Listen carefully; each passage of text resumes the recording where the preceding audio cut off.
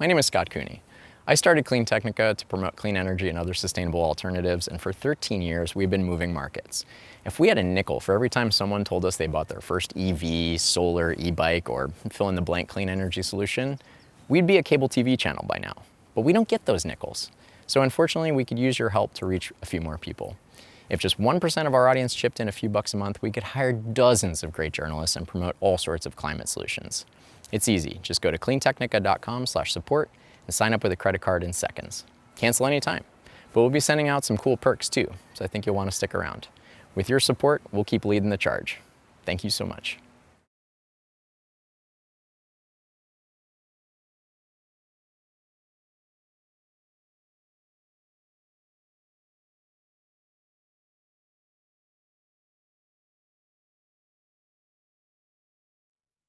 All right, everyone. Welcome. September 19th, EV Obsession. Joe Boris here with Clean Technica CEO Zachary Shahan. And Zach, I'd ask if you were ready, but I know you were born ready for this. Oh my, Joe pulling in conversations and jokes from pre-show. Love it. Look, we keep doing these every day. Everybody's going to be in on the jokes. I'll be able to say things like Pork Chop Express and we'll get 17 thumbs up in the comments.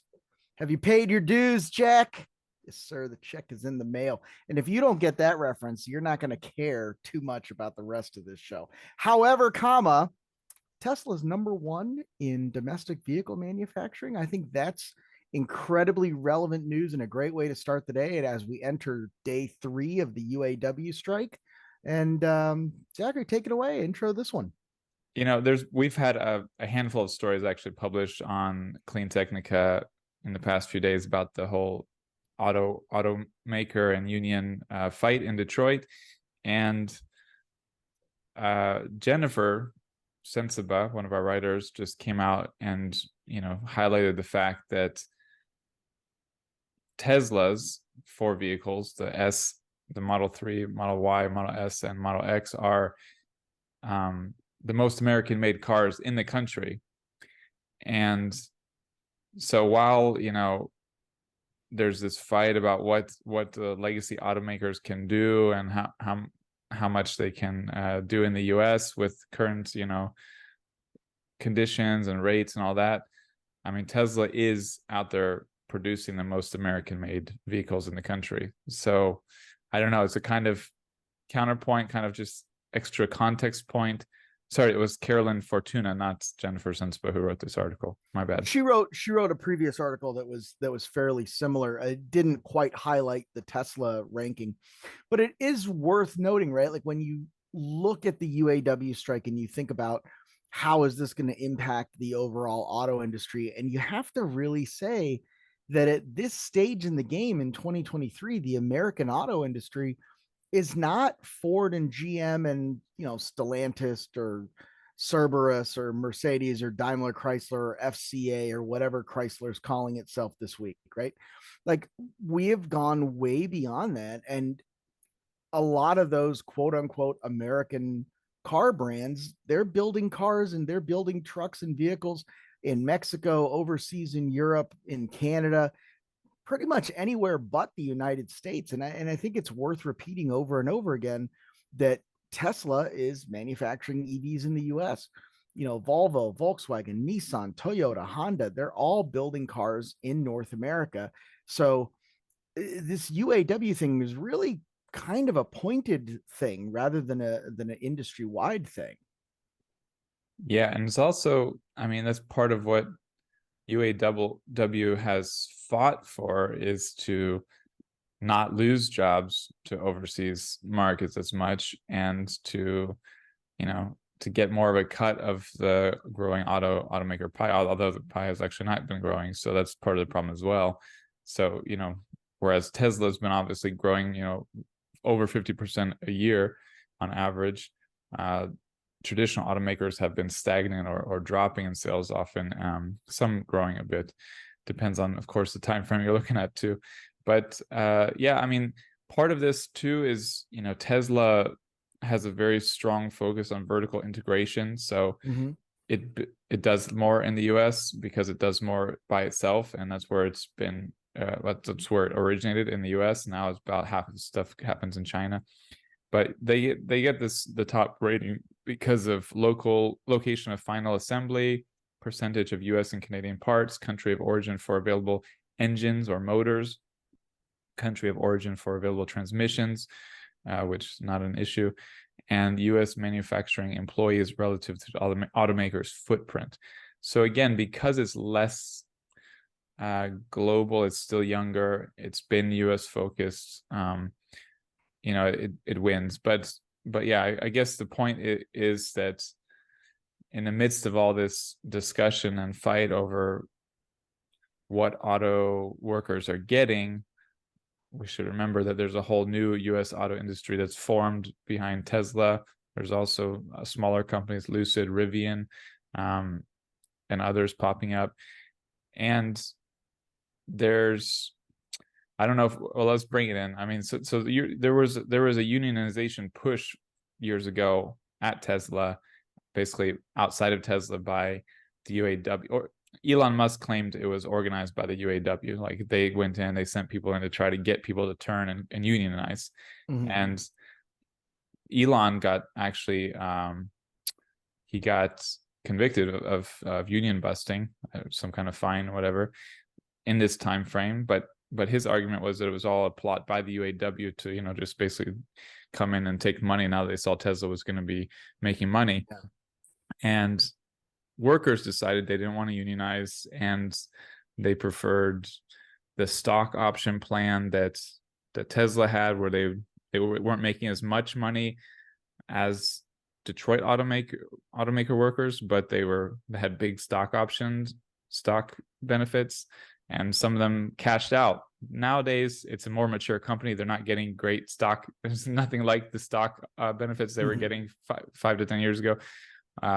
So I don't know how much that's the case. And also, I've seen it argued that they couldn't have those stock benefits if they unionized. And then I've seen other people say I've seen others say that's bullshit. That's not true. That they could still offer stock, but is that correct, that they wouldn't have those same stock? I mean, I don't know the union laws inside and out. I would probably reach out to a union rep, but the way that it was originally structured, no, they would lose that.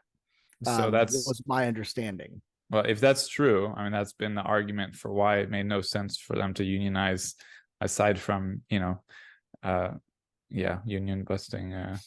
But I mean, but look at the language that's being used here. And I'm not putting this on you. I think that this is the language that's used by all, the corporate kind of class of America, right? And we don't like to think of there being classes in the United States. We like to think of ourselves as being upwardly and downwardly mobile in terms of status and social status, but we do have classes. The American dream. We can all become rich one day. Well, I don't even know if it's that, but I mean, there's certainly this idea that the class that you're born into is not the class that you have to die in. And I think that in and of itself is very attractive to people. My own family was immigrants. I think pretty much everybody with my skin tone is going to have the similar immigrant story if you go far enough Dude, back, you right? white as heck. What are you talking about? Your skin tone. I know it. That's white. My point. I said everybody who looks like me has a similar immigration story, right? Okay. If you go far enough back. I mean, you understand there were no white dudes running around North America 1,000 years ago, right? But okay, yeah.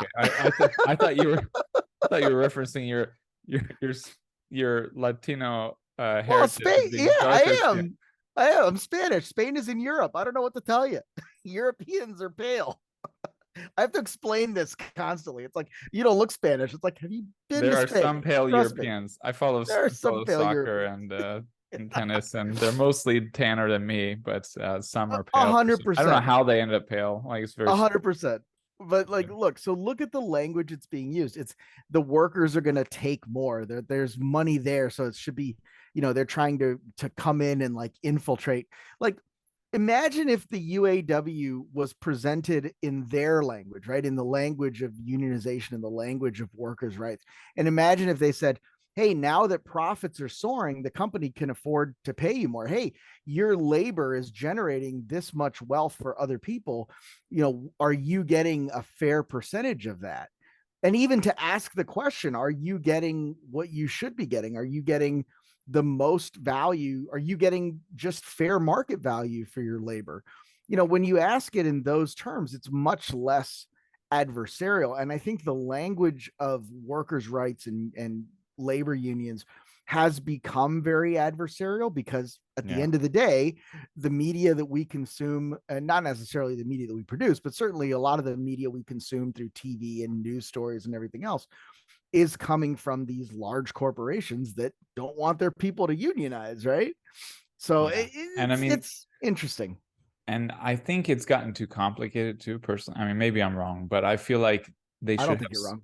I think they should have simple fights that are about simple matters, and maybe more frequent if they have to, but just say like, this is what and just keep it simple, keep it clear. When it gets complicated in the media, then people can twist the argument and twist the story so easily, and especially the issue of historical corruption at UAW.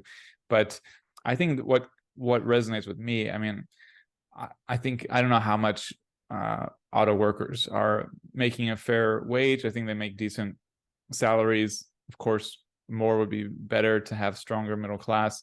But I think when you highlight that,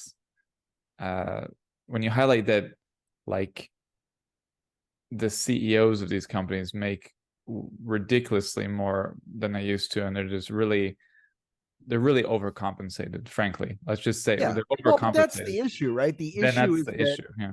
Right. The issue is that employee compensation, or let's rephrase that, manufacturing employee compensation has not kept pace with executive compensation and bonuses.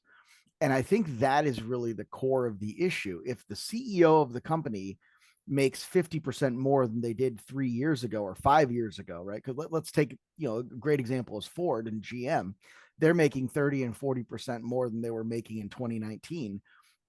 Is that fair and legitimate that they're making 30% more, but the rank and file employees that are generating the products are not being paid 30% more? And I think that kind of speaks to a wider issue in this country. I think we look at CEOs, the language of founders and the language of people who put in the risks and who, bet their house on a new company and very deservedly, make it big and make all their money and very self-made. That kind of language has been co-opted by the CEOs, and the CEOs are employees. They're employees just like anybody else, except at Clean Technica, obviously, where the CEO maintains brilliant control over everything and is very much the founder and spiritual leader of the company. But there's cases like Ford and GM where the CEO is an employee of the company. And is that employee worth 400 times the average employee's salary? And it's really hard to say yes to that, at least for me. Yeah, no, I agree. I think it's a very intriguing topic, which is what we actually had a few other UAW stories on Clean Technica this weekend that we could delve into, but we talked about that topic a lot on the last week. So yeah, jumping to another story, a new report we have on Clean Technica, the top 10 battery producers in the world, and some pretty charts created for that showing where things stand, and also the article. Did Camille make that? What's that? Did Camille make that chart? Oh, of course, yes. This is from he's so good. Grinspire, Camille and Aneta at Grinspire, yes, heavily endorsed their work. So it's actually, the article includes charts and text that compares the first half of 2022 to the first half of 2023, and sort of just discusses how things have changed. We don't need to discuss a lot how things have changed. That's in the article. It's interesting stuff. Well, we can get into some of it, but just looking at the big picture, currently the largest battery producer in the world is CATL, or CATL, from China, 29% of the global market. LG Energy Solution is number two with 20%. CATL actually dropped a little bit from 33%. So it's interesting because it grew from like, and then third is BYD at 19%. BYD supplies others, but largely supplies its own vehicles, and it's the number one plug-in vehicle producer seller in the world, number two full electric producer seller in the world behind Tesla. Tesla used to, get its batteries from Panasonic, which is fourth at 10%. Now it gets its batteries from everyone, pretty much. I think even some from BYD. But oh yeah, the Model Ys being sold in China, I think were BYD batteries for a while. it definitely uses Cattle and LG Energy Solution and Panasonic. This is surprising, because I always get kind of hit with this comment on whenever I'm active on the in the comments page or on Facebook or whatever. I always get hit with the comment, well, Tesla makes their own batteries, and it's like, okay, well then where are they on the list? And I always, where's Tesla? yeah, and I always, that always kind of freaks me out, but it is true. There is this sense among a certain audience, and it's not even really the Tesla fans, which is weird because the Tesla fans know a little bit more about the company, but there is this narrative that's out there that, well, Tesla makes all their own batteries, and it's just not accurate. I don't know where it comes from or who it benefits. Well, yeah, they've got this battery cell, small production pilots going, but they're not going as dreamt as far as I understand. And they, the Gigafactory in Nevada originally was all about producing batteries, but Panasonic was producing the cells and Tesla the packs. And, this is really about the cells. But yeah, it's, right. Which is the batteries. I mean, the packs are just, easier than IKEA. I mean, I don't know. Yeah, no, there's a really packs good have thermal management, all that, but the cells are what we're talking about when we talking about producing batteries. Exactly. So Tesla's operations on that are still quite small. There's also bar charts. There's one interesting one here was, well, on the topic of cattle, they've got recently introduced Qilin. I don't know how you pronounce it. Qilin, I think Qilin batteries, and coming Shenzhen batteries. So those might help it to recover its previous 33% market share or above, which is just ridiculously high market share. And then you've also got, BYD continues to grow.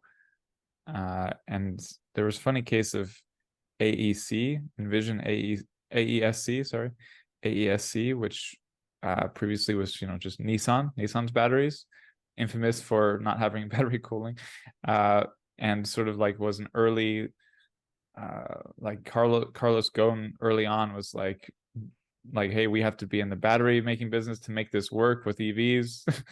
They just didn't do as well. So they went that route with the Leaf and the AESC batteries, but they just weren't good batteries. Or at least the packs weren't good. I don't know about the cells. They had a very weird approach to electrification. They did so much with this idea that they were going to go it alone. And even with their Renault, Nissan, Mitsubishi alliance, they still kind of almost made demands that we're going to do this the Nissan way. And it was very strange. You get the feeling that if the Leaf had CCS charging instead of that CHAdeMO ridiculousness, it would still be relevant. Where like, I don't know. I can't, well, they're fine vehicles, but I can't believe anybody still buys them. Well, it's really funny because it's very Tesla-like in what they tried to get in, make sure they had the battery supply. They tried to do what they thought was the better charging option. It was still within a legacy framework. Right. So there's still those conflicts and challenges, and they just didn't do as well technically. They didn't have JB Straubel on their team. That's real talk, though. That might be what it comes down to. They lacked JB Straubel. Which as much as Elon gets credit for what he's obviously done, JB Straubel is sort of that character who's always doesn't get as much credit. Oh, he's Wozniak. Yeah, the Scottie Pippen or the Wozniak. It's like if he was on his own, he would have been a superstar. He's still a superstar in many eyes, but he's relatively unknown compared to Elon. But the interesting thing with AESC is that their big reinforcement this year, Jose writes, is the addition of the U.S. operations of Mercedes. And although Mercedes is not producing very many EVs, they're producing EVs with very big batteries, 108 kilowatt hour batteries. So that's boosting their numbers a bit. But yeah, you can see how small they are compared to the big dogs. Those blue bars, Cattle, LG Energy Solution, BYD, Panasonic. And then you've got a couple of other LG is of course Korean, and you've got SK On and Samsung SDI, which are also Korean. They're in that mid-tier. I swear I don't remember hearing of Calb before, but Probably if I search our archives, we've written a dozen stories about it, but I don't know. Oh, that always drives me nuts. I'll be like, I'll get emails from people. Oh, it's great to reconnect with you and blah, blah, blah. And I'm like, I have no idea who this is. And I do a search and it's like, oh, I wrote 4 articles about it. Yes, Great. exactly. Like I wrote them. This is bad. I was like, wow, I've never heard of that company. Then I'm like, oh wow, we've written about them a lot. Oh, I've written a couple articles about them. Like, this is sad. No, but it's getting to that point. I think 40. Yeah, I was just about to say, once you hit 40, it's all just a disaster at that point. Exactly. I want to mention this before we move on to our next story is going to be about VinFast. VinFast is a Vietnamese manufacturer that's coming in, but they're actually using a company called Prologium for their battery packs. And I had to look that up, but they are really pushing this, this idea that they're going to have Prologium sourced solid state batteries within the next 18 to 24 months, which is crazy to me because do we move to VinFast? Let's go ahead and move. Oh yeah, we're there. We're there. Yay, VinFast. VinFast cracks me up because they are like a true startup, and in the sense of like, all the jokes that we used to say of like, Tesla bumpers fall off. Like, did Tesla bumpers fall off more than the average car? Yes, but was every Tesla missing the bumper? No, not everyone, right? But like all the VinFasts are losing bumpers. Oh man, there was a period of time where people buying a new Tesla was like, make sure to check the bumper. Oh yeah, I was that guy. I was like, I hope your sunroof stays in. Yeah, I had to dodge a sunroof. I thought I hallucinated it on I-10, and then the video came out a couple days later. I was like, nice. But anyway, just one before you keep going. So the other day, you mentioned that my car falling apart or something. Tesla Model 3. No, that you had to snap there's the door sill always comes up. You have to snap it back into place. What's that? That it was that I remember when you first got the Model 3, you were saying like, oh, I had to snap a few things back into place, yeah, but it was fine. Oh, I wasn't sure if that was a general reference or to me. Yeah, my car. So the under this kind of plastic thing under the body of the car along the side of the car, I had to snap that back in, but then it was fine ever since.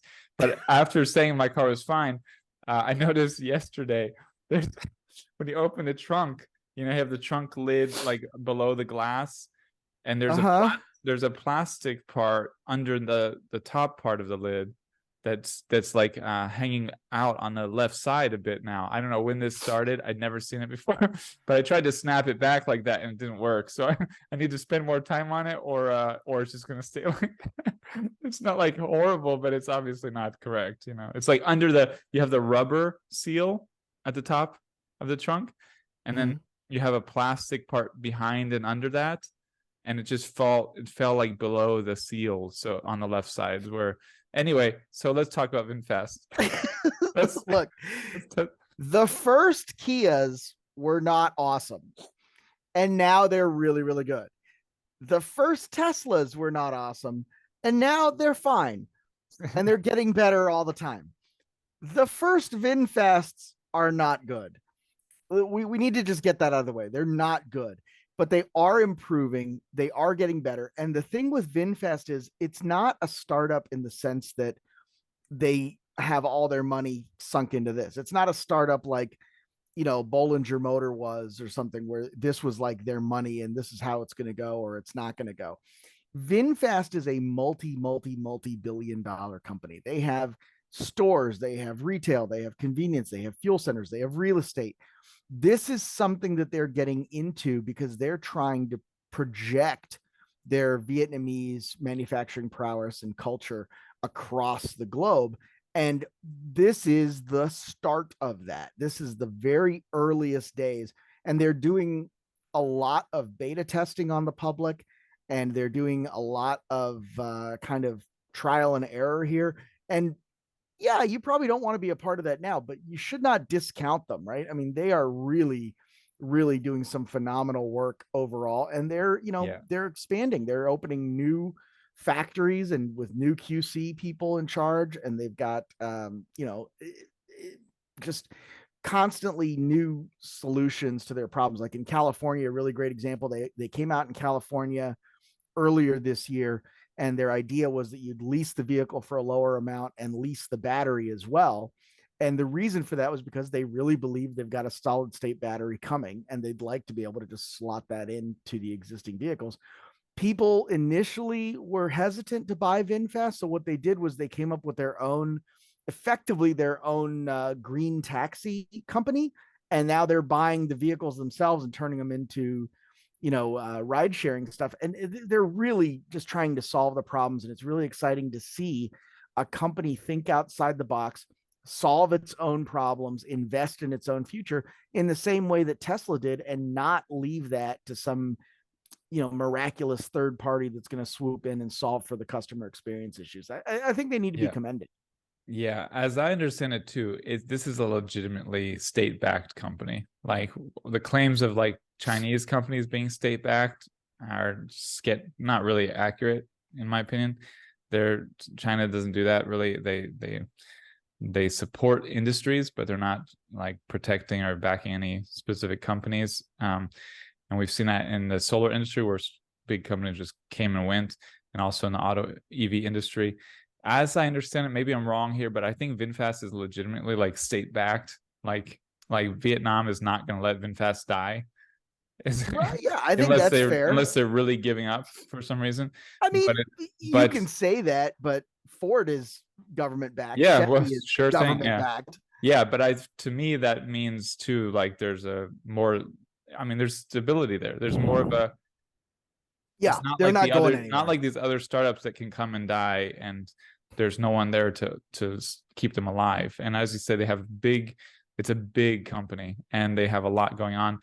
It came out of nowhere for me. I wasn't familiar with the company, and then they started, talking about manufacturing all these EVs. It brought all these reporters, including our own Kyle Field, to Vietnam, checked it out. I was at a conference where Sandy Monroe and I were both presenting, and Sandy is quite behind VinFast because, one, they're very focused on vertical integration. They're following the Tesla model of vertical integration. They think that's the one of the key elements of this current automotive era, and that others are sort of behind the curve on that, not realizing how much this is important. Of course, with the COVID shutdowns, all that, vertical integration ended up being very useful. The Russian invasion of Ukraine. So they see that as key, and they're very focused on that, which might be some of the quality issues, but then also the stuff that they can quickly fix. So like you said, it's not going to be like this forever, and they're fixing it. It's funny because Sandy early on called a Model 3 he tore down. He said it was like a Kia from the 90s or something, I think. Yep. And which, I remember I was in high school in the late 90s, and I remember were not the awesome. first people getting Kias, and they were just these cheap cars that a high school student could get or something. And now they're all over. They're huge. So he saw Tesla improve on that front. He thinks VinFast can improve on that front. He's also an advisor to VinFast, I think. It's like a consultant. So I'm not saying that colors his opinion. We're not saying that colors his opinion. No, it's just obviously... Right. When you're working with a company and they're taking your suggestions in, you're more likely to think that they're doing the right thing. Like if I was advising VinFast and they're like listening to me and doing stuff I say, I think VinFast is one of the best companies on the planet because they're listening to me. It's our own ego. It's how we are. There should be a balance. I know there should be a balance. Like there's days where I'm just like, man, Clean Technica really needs to listen to Joe Boris more. And then there's other days where I'm like, oh, sweet Lord, thank Christ that nobody listened to Joe Boris. Yeah, no, I think if we're realistic, we all have that. Yeah. But I think VinFast, it's got a lot going for it. It's still like you're trying to break through, but it's also funny that they can sell vehicles in all these other markets, even though they're state backed, and the Chinese startups that are not really state backed are having now challenges. But exactly. So I looked this up, and these are some different. So VIN does not refer to vehicle identification number; it has nothing to do with that. But it's their Vietnamese kind of thing, right? To be almost like AmeriCar, right? Yes, so there's other companies that are part of the VIN group. So there's VIN Homes, that's real estate development. VinFast is not only cars but also motorcycles in Vietnam. VinBus makes electric buses, like city buses, school buses. The motorcycle arm is huge. The motorcycle arm is huge, and we can have a whole day about that, but we won't do it today. VinSmart makes smartphones and televisions. VinCom manages shopping malls and retail stores. VinPearl does vacation resorts all over Southeast Asia. VinSchool offers private education in a number of different areas. VinWonders manufactures amusement park rides and Oh amusement my park gosh. experiences. VinMech opens 7 hospitals and 2 separate lines of clinics. Vin University is a higher education university conducted in partnership with Cornell. Whoa. VinFast is pharmaceutical company, so they make. Cornell is an Ivy League school in the U.S. In case you're unaware, one of our premier universities. That's true. People should know that. Well, they know that from The Office, right? Not everybody watches. I don't even know. That's not true. People don't ask me, have you seen The Office? They ask, do you watch The Office? Like it's something that continues. Like you just get to the end and then you start over. Like it's like do you work out? Do you CrossFit? Do you consume food? And we're not done yet. It's on my bucket list to one day watch all the Office shows. Don't do that. Not just have seen them. You'll realize where about half of Danielle and my jokes come from, then we won't seem as funny anymore. So there's more. Vin Commerce is a line of convenience stores. Vin CSS is network security. Vincom Office is commercial real estate. Vin Energy Solutions, is the obviously battery manufacturer, but also an energy company. There's a company called Vin Big Data that considers itself an AWS style competitor for Southeast Asia. Vin AI is a large language model similar to ChatGPT and Cohere. And then there's the Tin Tam Fund, which is a philanthropical organization on behalf of Vin Group. And there are more, but I think that's plenty. Once we get into the fact that they're charities, we're good. Are we still recording? I vertically fell asleep. I vertically fell asleep. Yeah. No, but I mean, this is that's insane. My point is, I had no idea it was that extensive. Oh yeah. It's like it's $1 trillion company. They're huge. This is Vietnam.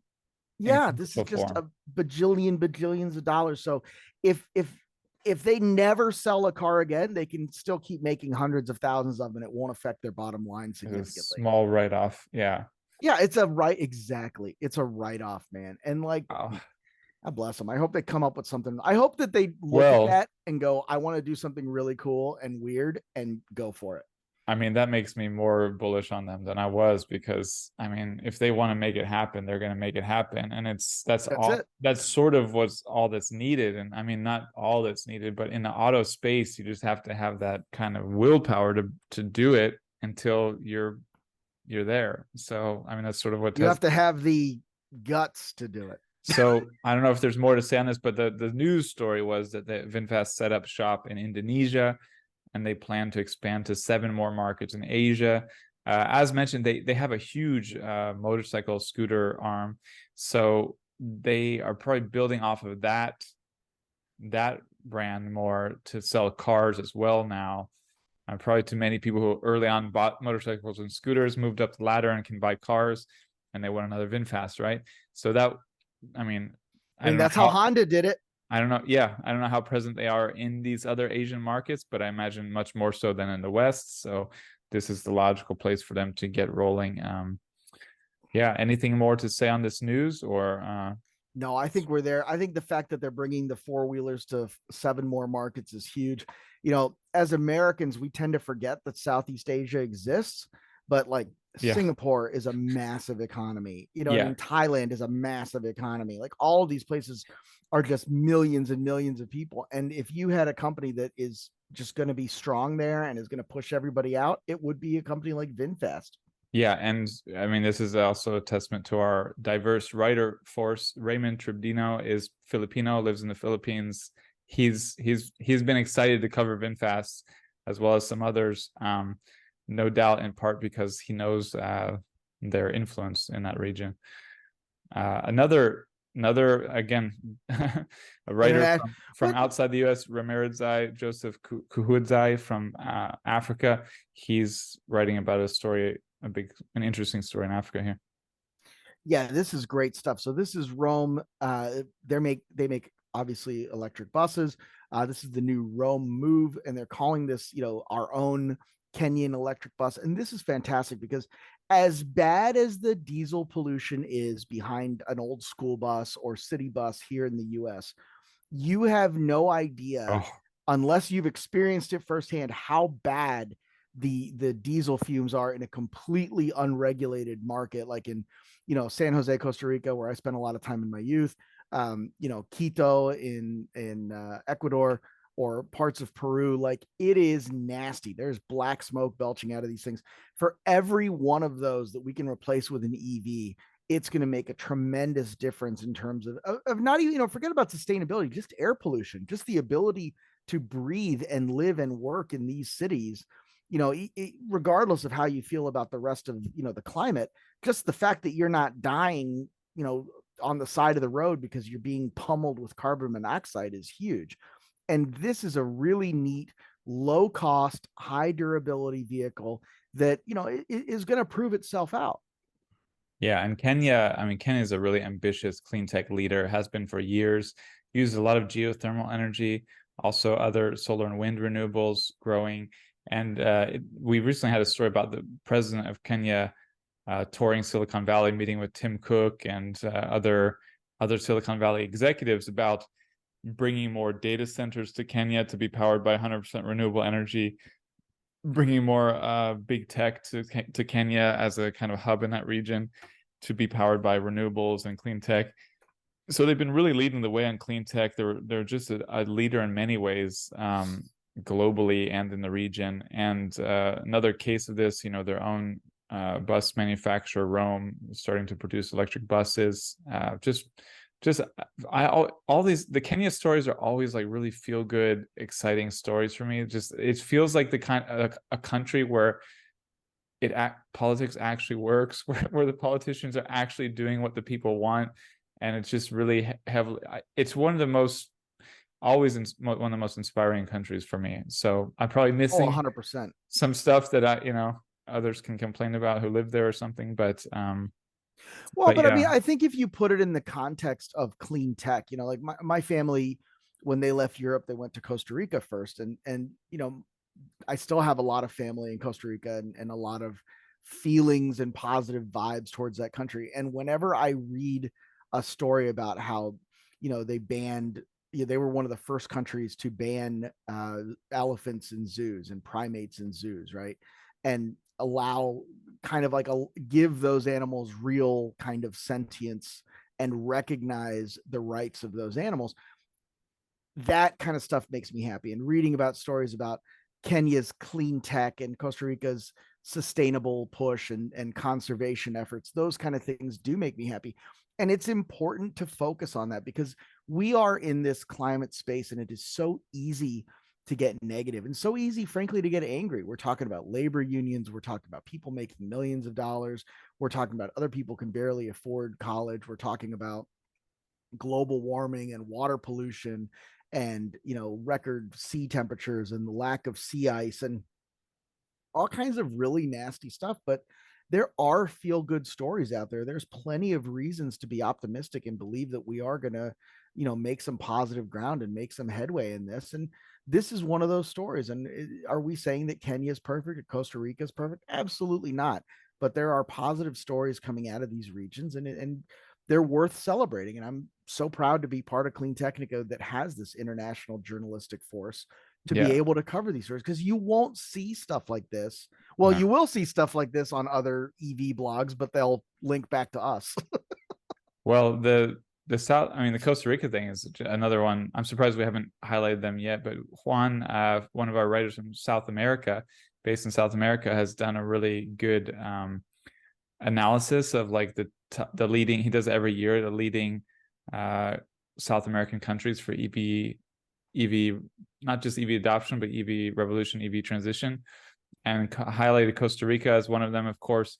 And Costa Rica was just a case. He was like, it's like not even clear how or why they're such leaders, because they're so far ahead of others, and it's not like their market or their policies are so dramatically different, but they're so far ahead in the EV transition. And I always think about Monica Araya. She and I co-hosted an EV Revolution conference in Amsterdam several years ago.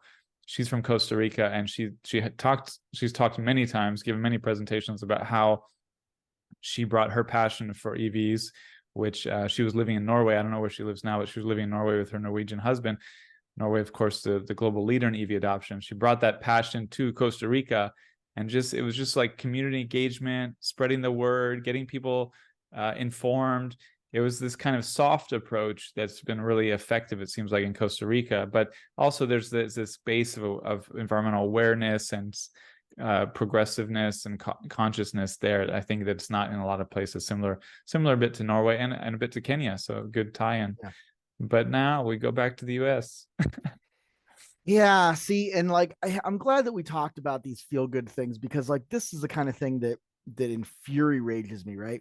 So the Ford Ranger, obviously a popular vehicle in the United States, more or less, but it's more of a large truck elsewhere in the world, right? This is considered a large vehicle in South and Central America. Certainly in Europe, this would be a huge vehicle, but it is smaller than the F-150 and F-250s we have here. Well, Ford has apparently revealed, and this is as of today or last night, that you can get a plug-in hybrid Ford Ranger, but not in the US. And then these guys are a little bit more optimistic than I'm going to be. They're saying that you can't buy it in the US yet, but there are so many kind of weird laws and regulations that are built to protect the American truck industry from pickup trucks and commercial vehicles that are built outside of the US, that unless they start manufacturing this thing in Canada or the US, we're never going to see it here. Well, first of all, I find it hilarious that there's a Tumblr ad on this website. I didn't even know Tumblr was still alive, but it's like, how did I get a Tumblr ad? But well, they decided that you were the target market for both Sunday Ticket and Tumblr. Yes, exactly. And there's a Fisker Ocean up there that I'm just hiding, so this page is a little overwhelmed with ads. I'm not sure what this. This is not a Clean Technica article, by the way. Yeah, no, this is somewhere else. It's American Cars and Racing, which I found that. Oh, that explains how you found it. Joe, American Cars and Racing buff. Well, I don't want to steal what you said to me about it, so I'll let you keep talking. But the potential for a plug-in hybrid pickup truck in the US. I mean, I could talk about that as well. I think that's it. I want to hear your take, because like I know my take, and I'm just gonna get angry. And I was feeling so good about Kenya and Costa Rica. I don't want to be angry anymore. Yeah, well, you mentioned it, and then I was like, oh yeah, for sure. And then I thought about this. Look, I'm a huge full BEV guy. I'm all about getting full BEV. There's a lot of trade-offs with a mixed platform. There's extra maintenance costs. There's just there's performance trade-offs. So I'm not a big fan of plug-in hybrids, but they have a place, in my opinion. There are applications and there are people and markets where even a long-range BEV is not really going to make them comfortable or satisfy their needs. And if they could drive 90% of the time on electric and then have a plug-in hybrid backup system, gas backup system to do the other 10%, they would electrify years sooner than they would otherwise. And that would be a huge net benefit. And so I still think there are key places where we should offer good plug-in hybrids with good electric range. And this is definitely one of them. Pickup trucks. I mean, come on, pickup trucks are used in all kinds of ways for sometimes a lot of driving, sometimes very heavy activities, and just getting a giant battery anyway for a small percentage of necessary work is not very environmentally sensible either. Like, go with a smaller battery for most of the job, and don't waste all the emissions and battery production resources on a giant battery for like a big truck that doesn't really need it most of the time. So I think when you can use electric the majority of the time, or even 80-90% of the time, and then have a gas backup for the rest, and there's got to be a lot of applications for that for pickup trucks. So I just think it's a really sensible one to do. But why not the US? Well, but look at how Jeep is succeeding with their 4xe models. The Jeep Wrangler plug-in hybrid is the most popular version of the Wrangler. The Cherokee is the most popular version. And it's exactly as you said, you're exposing people who may not be ready for whatever reason. We're not going to say that they're right or wrong here, even though they're wrong. They believe that. No, really. I think there's different kinds of people. I don't want to say they're Sure. wrong. You know, there's different kinds of people with different levels of interest in futuristic tech and risk and all that. 100%, 100%. But I was specifically saying the Wrangler people. The Jeep Wrangler people, they don't understand that vehicle from its inception in 1941 as the Willys Jeep should have been electric, but we'll have a whole there. That's a whole different ball game. The Jeep guys need electric. They don't understand electric. When they come around and they get over their toxic masculinity and trying to make their Jeep look angry, they're going to realize that it should have been electric the whole time, specific to Jeep. But yeah, 100%. The idea of making one Ford Lightning with a 100 kilowatt battery pack versus 10 plug-in hybrid pickup trucks with 10 kilowatt, batteries, you're going to eliminate so many emissions. You're going to eliminate so much fossil fuel burning. And that's really the goal here. I'm reminded of Steve Heckeroth, who is Steve is just one of my heroes, has been for a long time. He was an early customer of US Electric Car. He was an architect in Southern California who was very famous for designing the solar umbrella homes that used the natural ground insulation as well as solar power to kind of meet all their energy needs. And he is now the founder of Selectrac, which is a company that does electric farm tractors and heavy equipment. And they're getting bigger and bigger and better every day. He made this point of, it's not about politics. It's about burning less fuel. It is about burning fewer fossil fuels. And that is the goal, and that needs to be the goal, and that should be everyone's goal.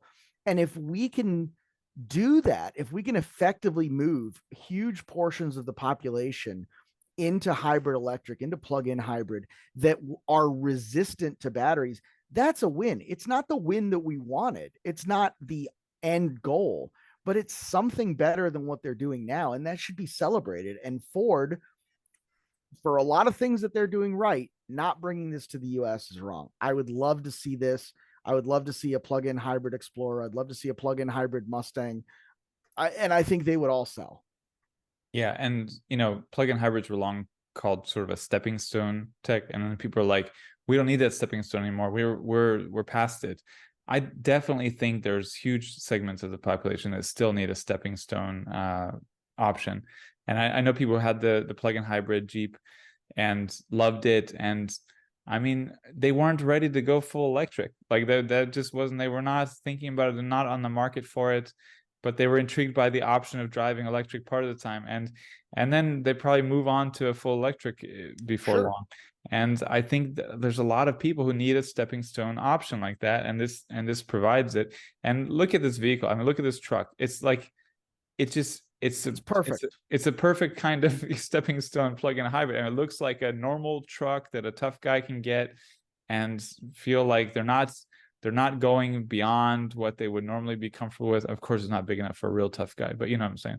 Yeah, but, I mean, no real man would ever buy this, but some little 5'8" manlet might be comfortable in it. No, but it's really like it has a normal truck, look and feel, and then everyone's familiar with with the Ford having hybrids and everything having hybrids. So it's like it's not a big assault on their state of how they see the world, their paradigm. So I think it's just perfect way to like ease a lot of people into electric, and then they see, oh wow, I really prefer driving on electric. Maybe I'll just get a full electric, or maybe I'll get a full electric for my normal use and use this plug-in hybrid truck because I need something that can go 500 miles or with a shed in the back or whatever. We're getting into the weeds here a little bit, but yes, towing range has often been a criticism that's been leveled at electric trucks, and which is just bonkers, right? Like you'll get in the comments, and all of a sudden this guy's towing a 22,000 pound horse trailer 60 miles each way 4 times a day, and it's I swear we have a fake commentator who's been talking about this for years. But but I'm sure, Joe, you and I can both think of many people who need a plug-in hybrid before they're gonna get, I mean, who would benefit, who would jump on getting a plug-in hybrid, who would not go full electric right now? My Volvo.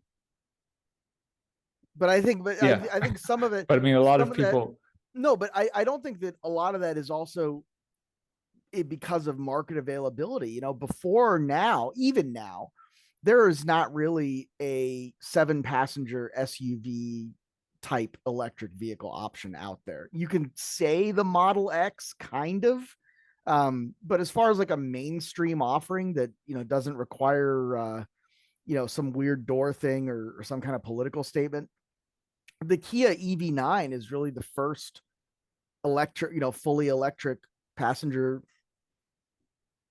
7-passenger vehicle. I mean, you had the Chrysler Pacifica, that was a plug-in hybrid.